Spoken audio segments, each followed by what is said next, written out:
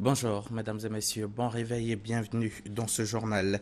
Le président de la République, Alassane Ouattara, est de retour à Abidjan après la visite d'État qu'il vient d'effectuer dans le Bas-Sassandra, l'Anawa, le Bouaklé. C'était du 4 au 7 mars dernier. Le chef de l'État est donc rentré hier soir accompagné de son épouse, la première dame Dominique Ouattara.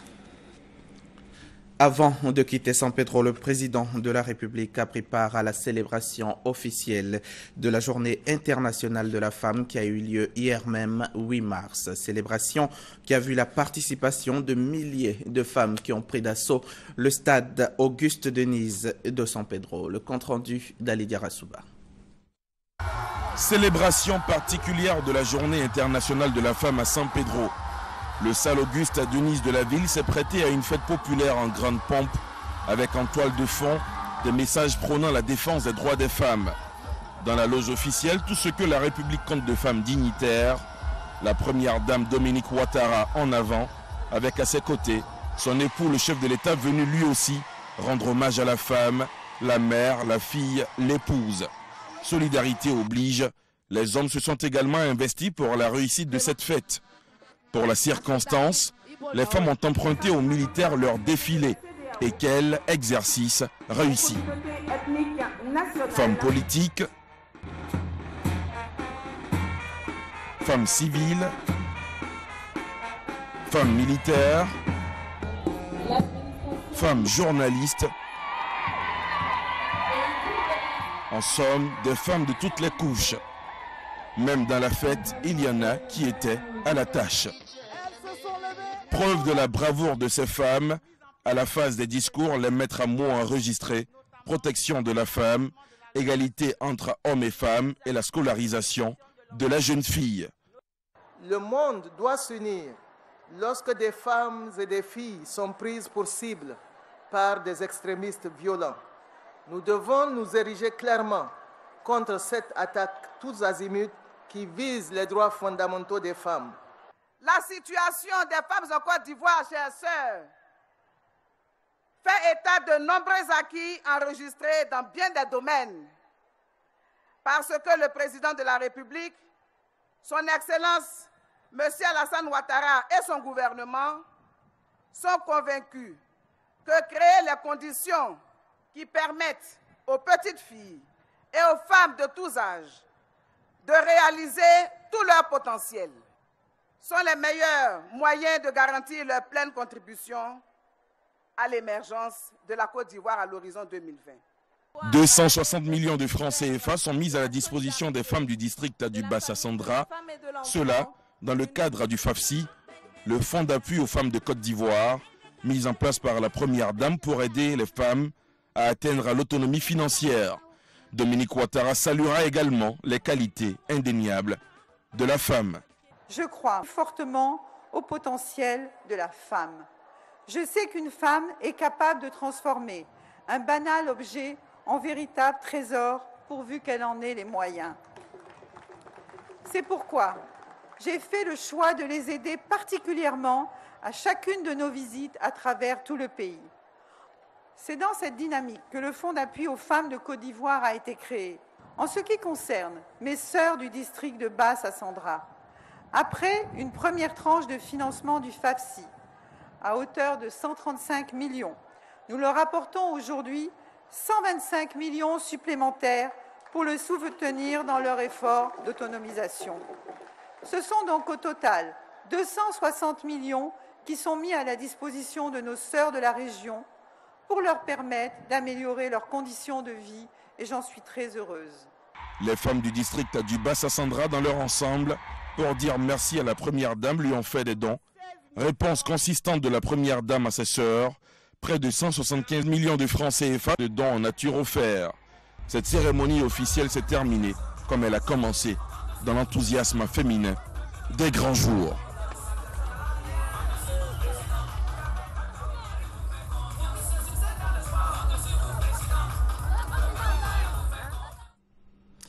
Vous l'avez vu, le stade Auguste Denise était bondé de monde, bondé de femmes, tant la cérémonie en valait la peine. Zoom maintenant sur cette célébration extraordinaire de la femme à San Pedro. C'est avec Thomas Guessambi. Donnez ou fixez à la femme un rendez-vous qui l'honore. Vous la trouverez absolument. Mieux, vous la trouverez sous son meilleur jour, quelle qu'elle soit. Le 8 mars, Journée internationale de la femme. La célébration officielle en Côte d'Ivoire au stade Auguste Denise de San Pedro.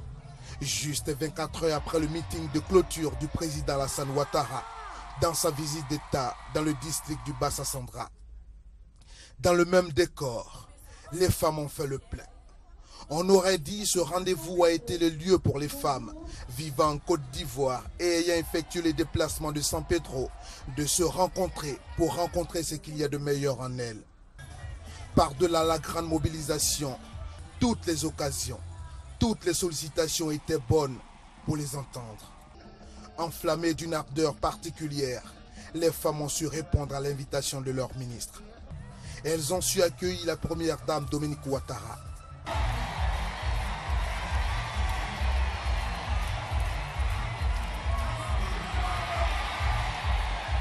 Elles ont su rendre les honneurs au président de la République, Alassane Ouattara.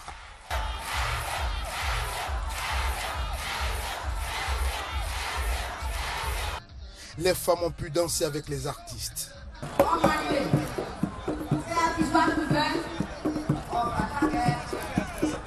Elles ont pu faire du 8 mars 2015 un événement unique en son genre.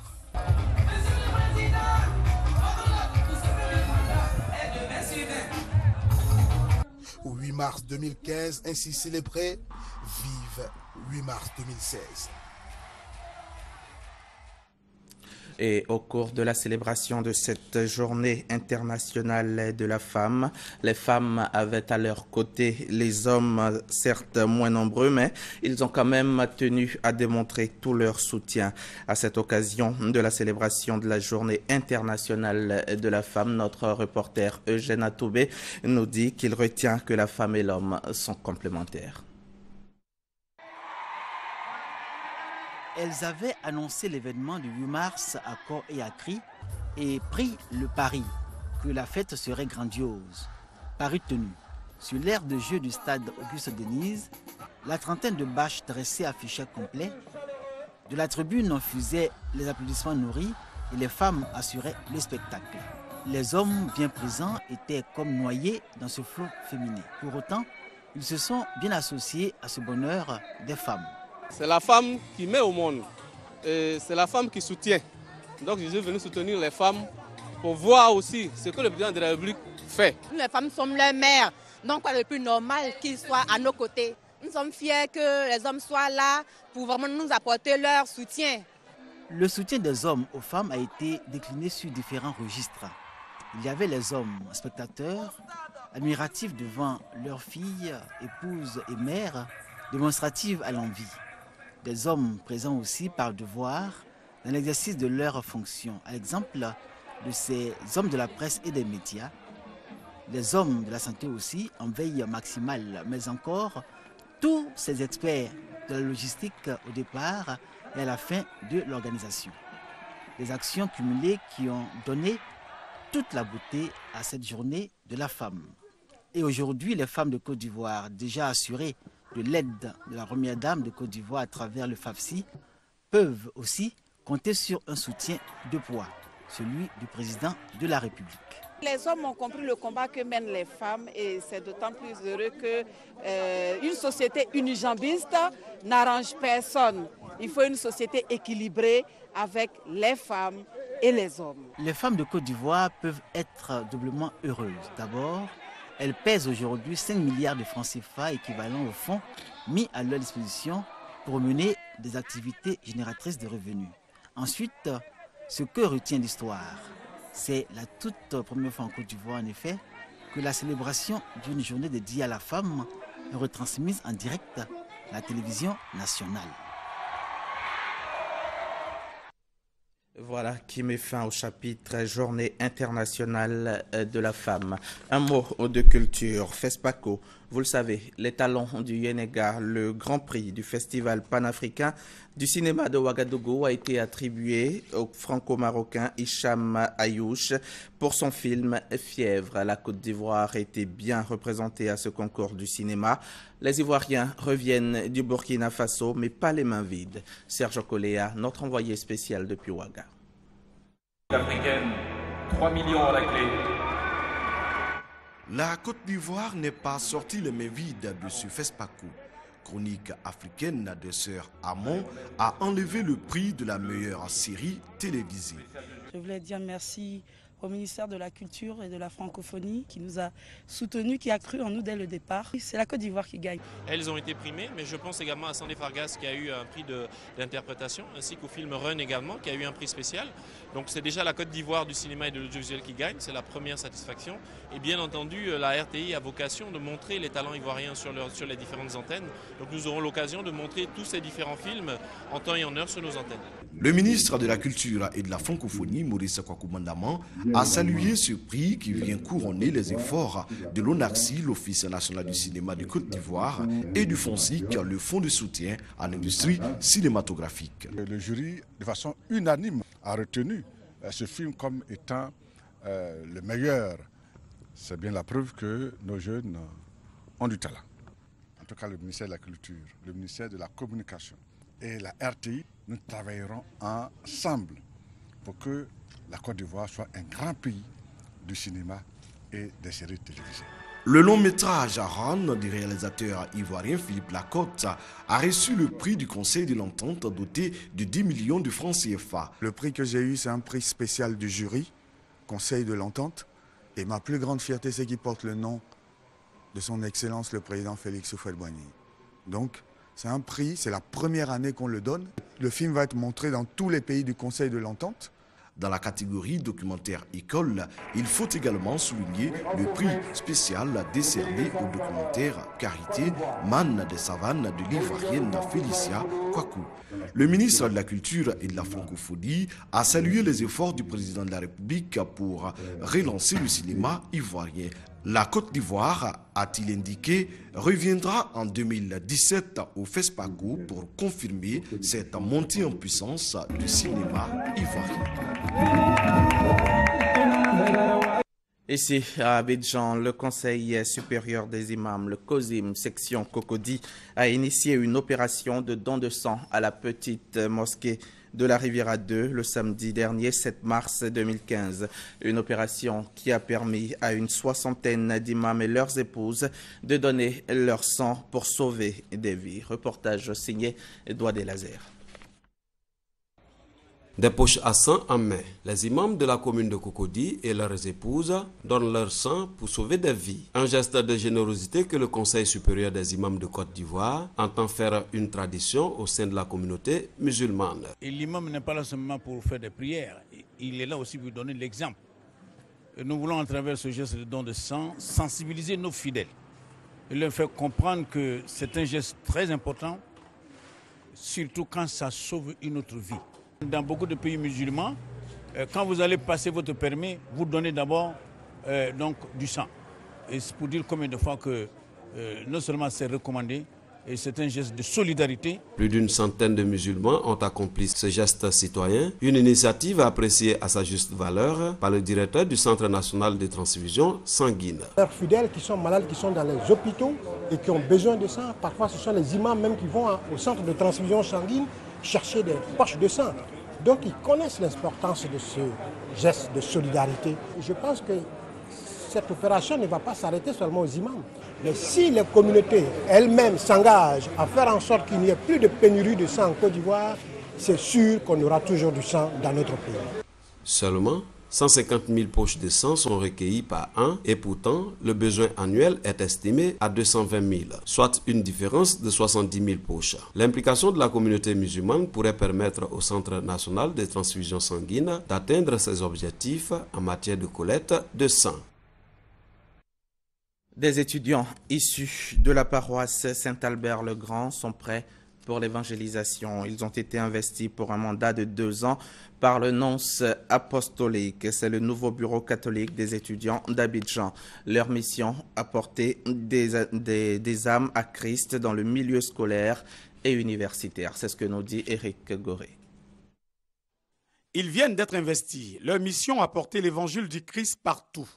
Eux, ce sont les membres du bureau catholique des étudiants d'Abidjan, une communauté qui a plus de 50 ans et qui œuvre pour l'apostolat en milieu universitaire. Le président du bureau est conscient de sa mission. C'est de faire en sorte que des étudiants deviennent des étudiants responsables, des étudiants très engagés. Vous savez, la Côte d'Ivoire est engagée sur le chemin de l'émergence. Chacun est appelé à jouer sa part et nous pensons que la CCEA peut beaucoup donner à la jeunesse ivoirienne. Nous sommes sur ce chemin et nous allons continuer. Le nonce apostolique, qui a rehaussé de sa présence la cérémonie, pense que l'événement est majeur. Pour être un étudiant, on doit écouter les autres, écouter le professeur, écouter les enseignants et écouter même ce que le livre nous dit. C'est-à-dire, on doit toujours entrer en relation avec les autres. On doit toujours construire des rapports sincères, des rapports fondés sur le respect et en respect de la dignité des autres. Rendre le bureau catholique des étudiants plus dynamique et s'engager pour le service bien accompli est la vision du nouveau bureau catholique des étudiants d'Abidjan. Avant de terminer ce journal, sachez que les forces tchadiennes et nigériennes positionnées au sud-est du Niger ont attaqué hier dimanche dans la matinée les positions de Boko Haram en territoire nigérien. Jusqu'à tard dans la soirée, il n'y avait pas de bilan connu, mais l'offensive marque l'ouverture d'un 3e front en territoire nigérien auquel doivent faire face les islamistes. Et voilà, c'est la fin de ce journal. Merci de l'avoir suivi et très bonne suite de programmes sur RTI.